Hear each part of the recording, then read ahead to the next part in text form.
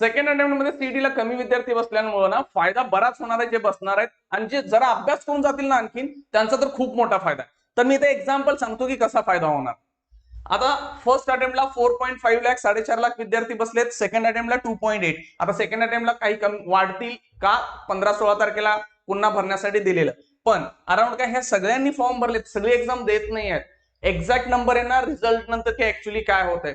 मग 4.5 लाख विद्यार्थी first attempt, second अटेम्प्टला 2.8 lakh, ह्याचा फरक काय पडणार बघू. फर्स्ट अटेम्प्ट साठी किती आहेत, फर्स्ट अटेम्प्ट साठी 4,50,000, म्हणजे हा नंबर आपला, आपण असा हा नंबर टाकू बाबा, क्लिअर. ओके. सेकंड अटेम्प्ट साठी काय झालं, 2.8 लाख. ठीक आहे, 2.8 लाख, 2,80,000.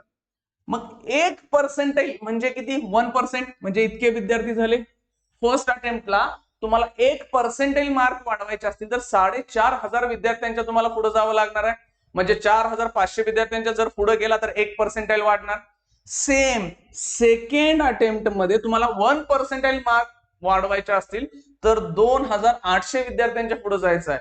म्हणजे समजा तुम्हाला 90% पडले तर 91 करण्यासाठी पहिल्या अटेम्प्टला 4,500 विद्यार्थ्यांना मागे टाकावं लागेल.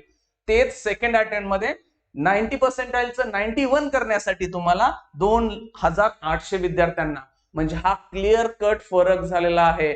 मग पर्सेंटाईल वाढवायचे असतील ना सेकंड अटेम्प्ट साठी खूप फायद्याचा आहे. बायोवाल्यांचं तर रॉकेट आहे. बायोवाल्यांना सेकंड अटेम्प्टला विद्यार्थी आणि कमी बसलेत, कारण त्यांचा नीटचा पेपर वगैरे हे सगळं लागलेलं. बायोवाल्यांनी तर हातातलं सोडू नका. त्यामुळे सेकंड अटेम्प्ट साठी अभ्यास करा, टेस्ट द्या, PYQ test chapter wise PYQ सगळे ऍप्लिकेशन मध्ये फ्री दिलेले आहे. हा, मॉक टेस्ट साठी तुम्हाला 10 मॉक टेस्टला आपण 100 रुपये ठेवले, ती किरकोळ रक्कम आहे.